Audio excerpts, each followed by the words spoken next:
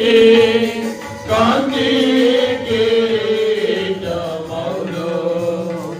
క్రీస్తే సర్వాధికారి,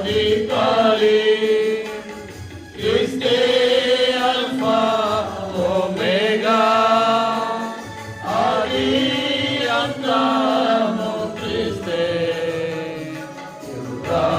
యుగయుగములు క్రీస్తే.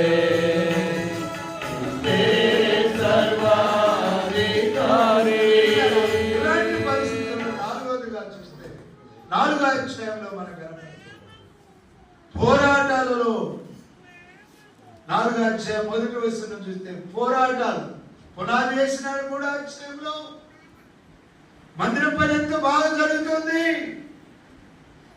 సమరయులు వచ్చినారు, కొంతమంది అక్కడెక్కడ ఉన్న వాళ్ళు వచ్చినారు. మేము కూడా వస్తాం అని చెప్పి వాళ్ళతో లేలే, మీ డిఎన్ఏ సరైనది కాదు, మీ సరైన వాళ్ళది కాదు, మీరు కట్టడానికి వీళ్ళది రావద్దు, మేము కట్టుకుంటాం అన్నప్పుడు పోరాటం. అప్పుడు ఏం జరిగింది తెలుసు? నాలుగో అధ్యాయంలో చూడండి.